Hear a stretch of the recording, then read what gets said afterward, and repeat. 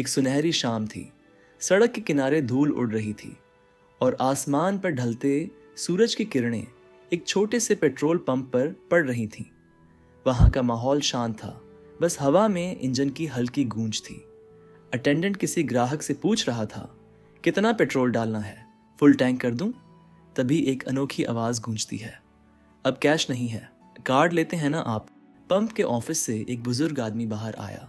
हाँ बेटा, कार्ड लेते हैं, जरा रुकना। संजय, स्वाइप मशीन लेके आना।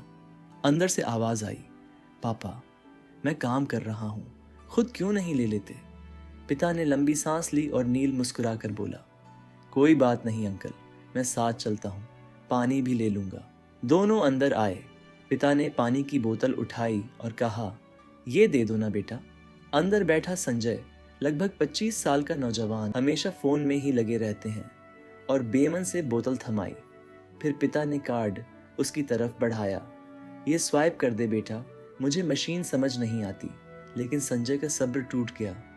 आपको आता ही क्या है, हर काम मुझे ही करना पड़ता है। पिता चुप रहे। नील बीच में आया, शांत से बोला, तुम अपने पापा से ऐसे बात क्यों करते हो? संजय भड़क उठा, मेरे पापा हैं, मेरी मर्जी, तुम्हें क्या प्रॉब्लम है? नील ने आंखों में सीधे देखकर कहा, पर वो तुमसे बड़े हैं, बुढ़ापे में उनसे ऐसे काम करवाना ठीक नहीं। संजय का गुस्सा अब शिकायत में बदल गया। आपने मुझे अमेरिका भेजा ही नहीं, चाचा के बेटे पर पैसे लुटा दिए। पिता की आंखें भीग गईं। मैं क्या करता बेटा, जितना था सब तेरी पढ़ाई में लगा दिया। नील ने हाथ उठाकर दोनों को शांत किया। सुनो, एक कहानी सुनाता हूँ, गणेश और कार्तिकेय की। पिता और बेटा चुप होकर देखने लगे। नील की आवाज अब बदलने लगी, मानो किसी और समय में जा रही हो। वह बोला, एक बार शिव और पार्वती ने अपने पुत्रों से कहा, जो सबसे पहले पूरे ब्रह्मांड की परिक्रमा करेगा वही सबसे बड़ा कहलाएगा। कार्तिकेय अपने मोर पर सवार होकर निकल पड़े, जबकि गणेश शांत खड़े रहे। सबको लगा वो हार जाएगा, पर गणेश मुस्कुराए और अपने माता पिता के चारों ओर घूमने लगे। कैलाश पर्वत का दृश्य उभरता है, बर्फ से ढकी चोटियां, सुनहरी आभा, पार्वती माँ के चेहरे पर करुणा और शिव की आंखों में गहराई। गणेश छोटे छोटे कदमों से माता पिता की परिक्रमा कर रहे थे, हाथ जोड़े, चेहरे पर भक्ति और मासूमियत। गणेश बोले, माता पिता ही मेरे लिए संपूर्ण ब्रह्मांड है, उनके चारों ओर घूमना ही सच्ची प्रदक्षिणा है। शिव ने प्रसन्न होकर कहा, गणेश तुमने सच्चे ज्ञान का परिचय दिया है। पार्वती बोली, तुम्हारी भक्ति और बुद्धि अद्वितीय है। उसी समय कार्तिकेय लौटे, गर्व और थकान से भरे। पिता, मैं पूरी पृथ्वी का चक्कर लगाकर आया हूं, अब विजेता कौन? शिव मुस्कुराए, इस बार विजेता गणेश हैं। कार्तिकेय के चेहरे पर आश्चर्य और पीड़ा दोनों थे। मैंने इतना सफर किया और फिर भी हार गया। क्रोध में उन्होंने अपना मोर साधन संभाला और कैलाश छोड़कर चले गए। पार्वती की आंखों में आंसू थे। मेरे पुत्र के हृदय में इतना द्वेष क्यों महादेव?